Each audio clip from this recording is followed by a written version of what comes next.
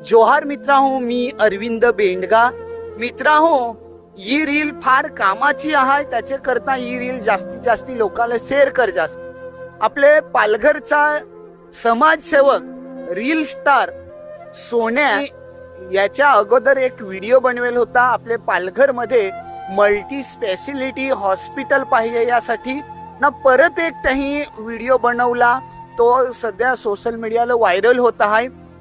माझा पण प्रयत्न याच रह का आपल्या व्हिडिओच्या माध्यमातून लोकांना जागृत करणं, ज्या गोष्टी आपल्या पालघर जिल्ह्यात पाहिजे त्या भेटल्या पाहिजे यासाठी भरपूर असं विषय मांडायचा आपली प्रयत्न करू आपले सोशल मीडियाच्या माध्यमातून.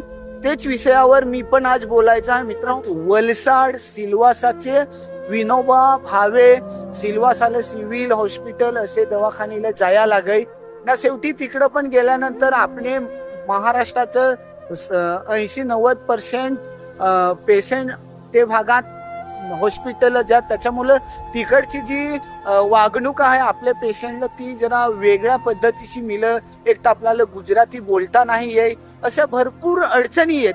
तर कुठेतरी आपले पालघर जिल्ह्यात एवढ्या मोठ्या मोठ्या विकासाच्या गोष्टी केल्या जात. बुलेट ट्रेन, एक्सप्रेसवे हायवे पाहिजे त्या विमानतळ काय, वाढवण बंदर काय, या सगळ्या गोष्टी पालघर जिल्ह्यात आणल्या. पण हेच पालघर जिल्ह्यात मल्टी स्पेशलिटी असा हॉस्पिटल एक जरी आणला असता तरी माझे गोरगरीब जनतेचा हजारो आदिवासी बांधवांचा जीव वाचला असता.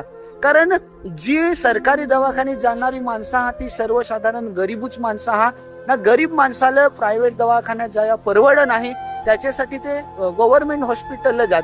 पण गव्हर्नमेंट हॉस्पिटलला जात गेल्यावर तिथं त्यांच्या आजारावर उपचार जो व्हायला पाहिजे तो होय नाही. त्याच्यासाठी मग सिल्वासा, वलसाड, सुरत वरी गाठा लागायना. तिकडं पण नेता आपल्याला भरपूर अडचणी येत, भरपूर गोष्टी घडत. तर कुठेतरी पालघर जिल्ह्यातल्या लोकप्रतिनिधींनी, प्रशासनाने, स्थानिक राजकारणी लोकांनी या सगळ्या गोष्टी लक्षात घेऊन प्रयत्न केलं पाहिजेत. जो एक मल्टी स्पेशलिटी चा हॉस्पिटल तयार कराया घेतलेला आहे, पण तो काही चालू होईल काय सांगता नाही येईल.